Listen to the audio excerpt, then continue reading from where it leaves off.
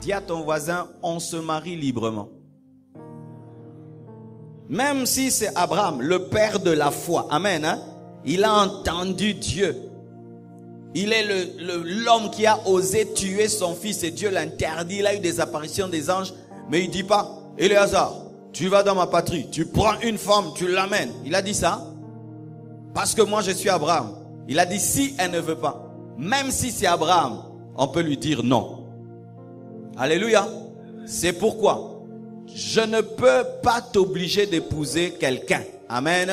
Même si je suis un homme spirituel, je suis ton père spirituel, je ne peux pas t'obliger à épouser quelqu'un. On se marie librement.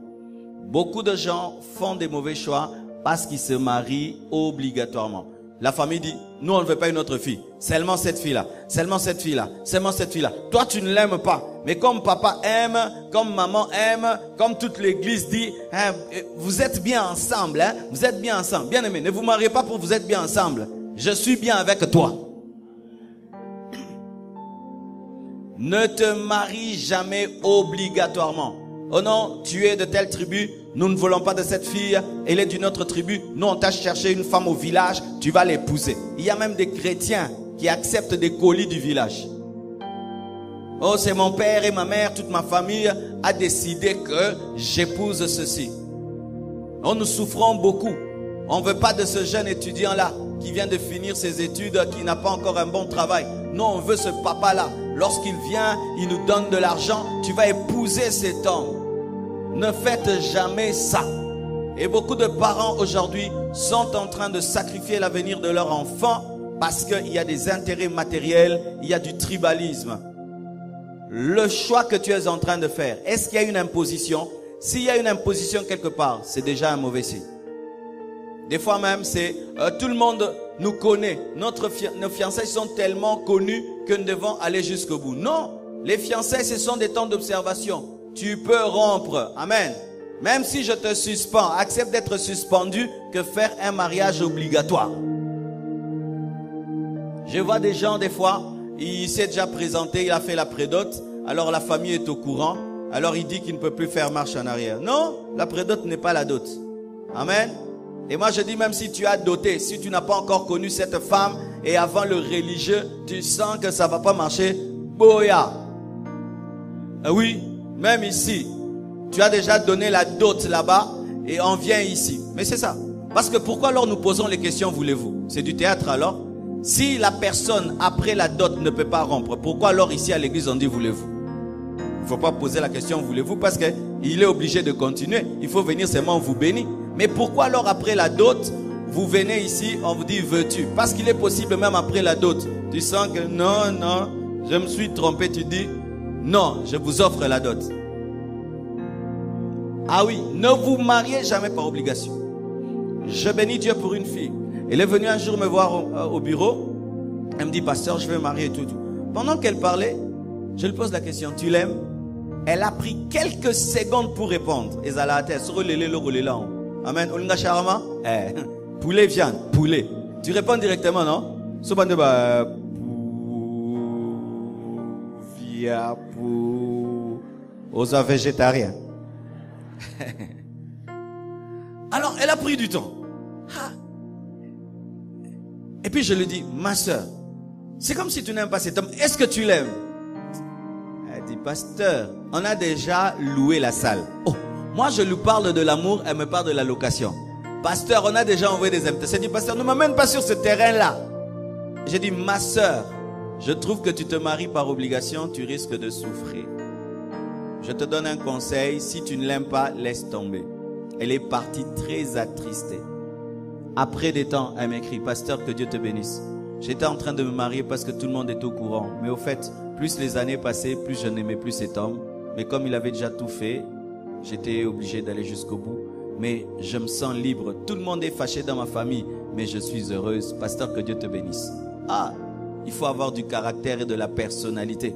Des fois, vous allez jusqu'au bout comme des agneaux qui vont à l'abattoir. C'est pas que j'encourage les gens à prendre une fiancée, tu laisses, tu prends, tu laisses, tu laisses. Mais je n'encourage pas les gens à se marier obligatoirement, à se marier sans amour, à se marier parce que l'église est au courant, à se marier parce que la salle est louée, à se marier parce que la famille l'aime bien, maman l'aime bien. Comme il y a des belles-mères qui aiment la femme de leur fils plus que même leur fils. J'aime ta femme. Pourquoi? Parce qu'elle torchonne quand elle arrive. Yoba la pendant torchonnement.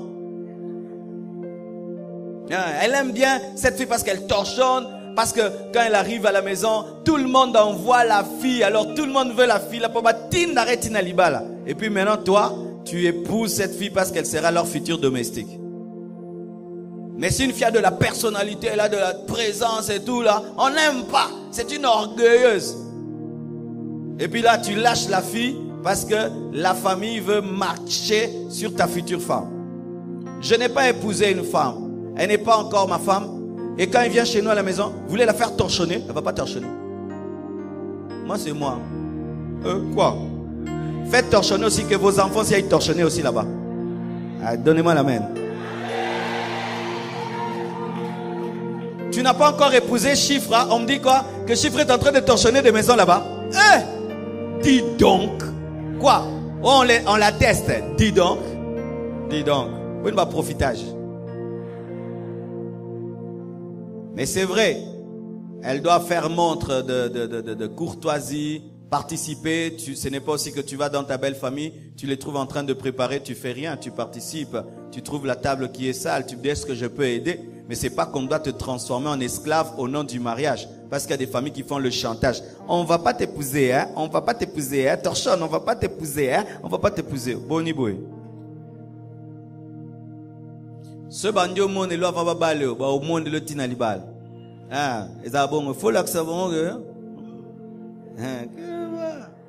mais on dénga bien, mais on dénga bien. Ah oui, sinon tu iras dans les fêtes de famille. C'est toi qu'on envoie partout dans les fêtes de famille. Tout à pondo, tout y boye donc. Oh bah t'es la libala, boni à boye. Moi je suis pas congolais, amen. Je suis biblique.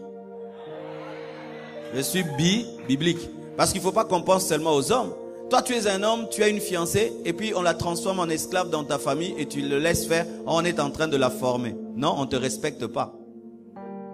On ne te respecte pas.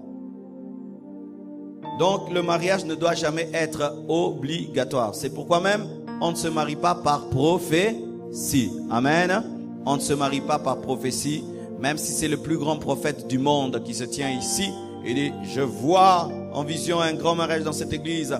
Sœur telle et frère tel, vous êtes appelés à vous marier. Ce prophète ne rate jamais les prophéties. Et puis il donne une telle prophétie.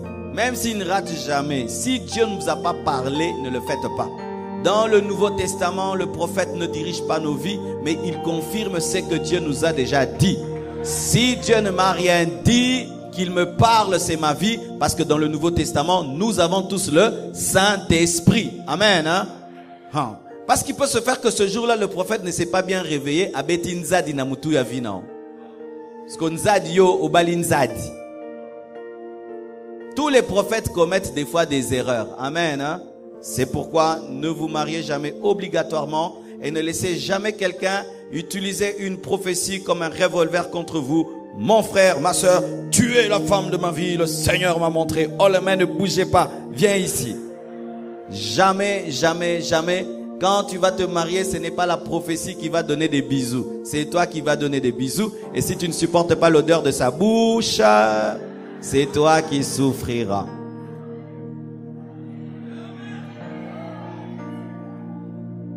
Oui. Dans les fiançailles, quand ils parlent là, ça t'énerve là, des odeurs là, des odeurs.